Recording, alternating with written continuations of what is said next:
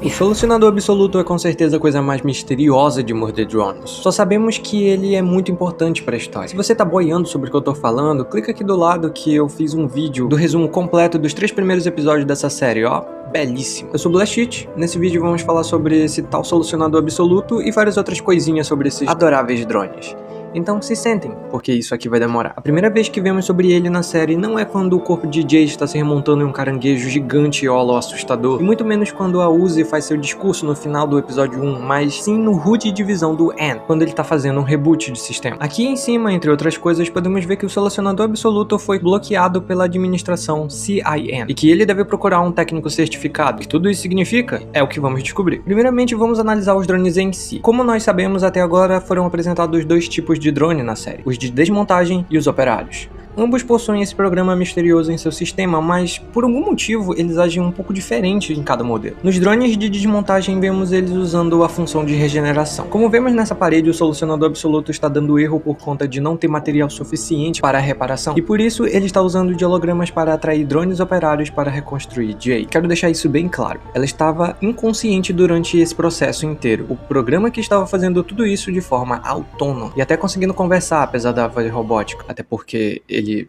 é um robô, tendo uma personalidade própria, e teletransporte, como vemos o núcleo da Jay usando no final da luta. Detalhe que um dos braços também se teletransportou. Já nos drones operários vimos que Doll tem essas 2 habilidades anteriores e mais algumas que, também quero deixar isso bem claro, em nenhum momento vimos um drone de desmontagem usar, e olha que eles já tiveram muitas oportunidades. Telecinese. Ela identifica um objeto e o manipula livremente como se estivesse dentro de um programa de modelagem 3D. E spoiler, eles estão. Além de conseguir fazer barreiras usando isso, multiplicar objetos. Diferente da regeneração que usa massa de alguma reserva interna para se reconstruir, ela pôde criar aparentemente massa do nada para multiplicar essa faca e esse cutelo, que também é um tipo de faca, oh meu Jesus robô. E hack, literalmente, como podemos ver ela usar em V, mas isso não foi muito desenvolvido. Então vemos que o Solucionador Absoluto dos operários é mais forte e versátil do que dos drones de desmontagem. Sim, eu sei que eles têm um arsenal com vários tipos de armas, mas percebe que como os operários não têm esse tipo de armamento, parece que é meio que para compensar essa diferença. Mesmo ambos tendo o poder de se reconstruir, e se tiver o problema de superaquecimento, que também faz eles serem sensíveis ao sol, os operários ainda têm vantagem sobre os de desmontagem. No início da série sempre vemos os drones de desmontagem destruir todo e qualquer operário que visse pelo caminho. Chegava a ser brutal a diferença de poder entre eles, até vir o episódio 3, e a gente vê que a Doll sozinha estava dando trabalho para 2 drones de desmontagem e um operário. E com a frase do Solucionador Absoluto no episódio 2, fica claro que eles não fazem ideia da programação que tem dentro deles, dando a entender que quando essa programação foi instalada neles, eles simplesmente esqueceram, ou talvez só não estavam ligados ainda durante a sua construção. De fato, não sabemos como funciona o processo de fabricação dos drones, e muito menos como conseguiram se reproduzir, mas sabemos que todos os drones do colégio, na mesma faixa de idade da Uzi, fazem parte pelo menos da primeira geração de nascidos de outros drones, e que esse programa pode passar hereditariamente, já que no holograma que mostra a Nori, a mãe de Uzi, vemos que parece ser ela mesma bebê, já tendo o Solucionador Absoluto, mas parece que nem todos têm ou não conseguem ativar ele. Do contrário, quando os drones operários fossem dilacerados, eles apenas teriam que se regenerar e voltar ao normal. Tipo, temos 2 telas, onde vemos o Solucionador Absoluto bloqueado em N e o momento exato em que o de Uzi ativa. Mas como N se regenerou após ter sua cabeça destruída, fica claro que ele usou o programa nesse momento, mesmo vendo depois que estava bloqueado. Já em Uzi, ela muda de falso para verdadeiro, mesmo Uzi aparentemente não fazendo nada. Então, eu não sei dizer se ele só ativa no momento em que a habilidade precisa ser usada, ou se ele precisa estar sempre ativo para poder usar essas habilidades. O que não faria sentido, já que vimos o N se regenerar mesmo estando com o programa supostamente bloqueado. Como podemos ver, se todos os drones operários não tivessem um Solucionador Absoluto em sua programação, pelo menos uma parcela deles tem. Mas isso ainda não responde o motivo dos operários terem um programa que consegue manipular matéria e distorcer o espaço, já que eles tinham como único propósito de existência servir de mão de obra para os humanos,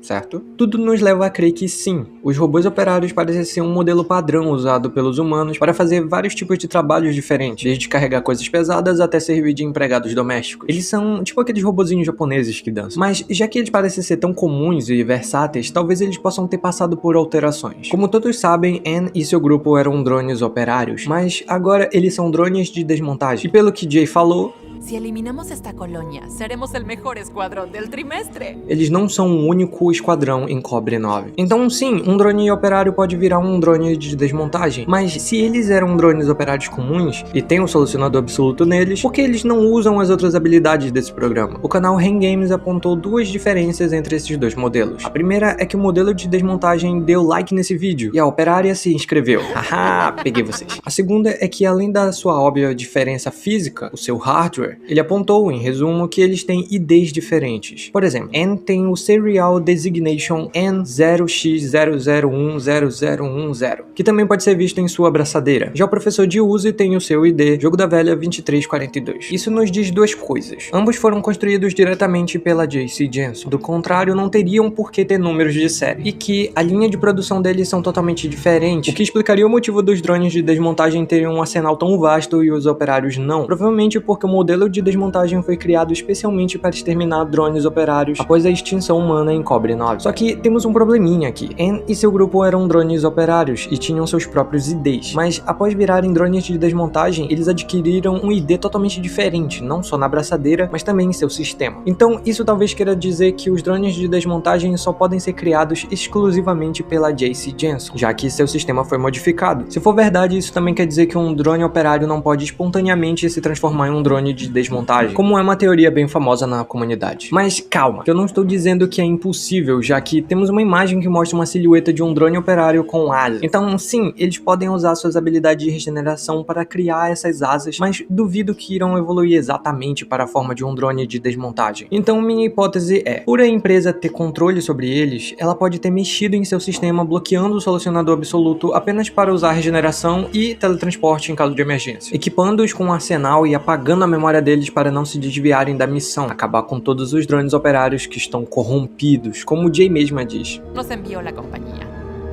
Odio ver que tú también te corrompiste. Com isso, todos os problemas acabariam e os humanos viveriam em paz, destruindo outros planetas sem consequências. Esse foi o vídeo e foi. Até parece que iria acabar assim. Sabe por quê? Porque ainda não respondemos o que é o solucionador absoluto, e também porque isso não faz sentido. Se a JC Jensen tem poder para mexer no programa, por que eles enviaram drones modificados para exterminar todos em Cobre 9 em primeiro lugar? Sei que a humanidade tem ações questionáveis, mas acho que não seriam burros a esse ponto, né? Então vamos voltar um pouco à fita. Vimos nesse vídeo que esse programa não age da mesma forma em modelos de drones diferentes, sendo que, mesmo com as modificações, os drones de desmontagem têm a mesma base que os operários, e até a mesma limitação, como a necessidade de consumir óleo. Então se não é o hardware que prova essa diferença, então é em seu software, que também foi modificado por humanos. Mas como acabei de dizer, isso não faz sentido, pelo menos não totalmente. Porque se os humanos podem bloquear o solucionador absoluto, então por que eles têm tanto medo dos drones operários em Cobre 9? Não seria melhor bloquear o programa deles também? Simplesmente fazer um ataque em massa com pulsos eletromagnéticos? E se não podem controlar o programa, então por que eles têm drones de desmontagem seguindo suas ordens com esse programa embutido? Como disse antes, o solucionador absoluto parece ter sua própria personalidade. Pelo menos a versão dos drones de desmontagem. Quando Jay estava sendo remontada, ele diz pra Uzi: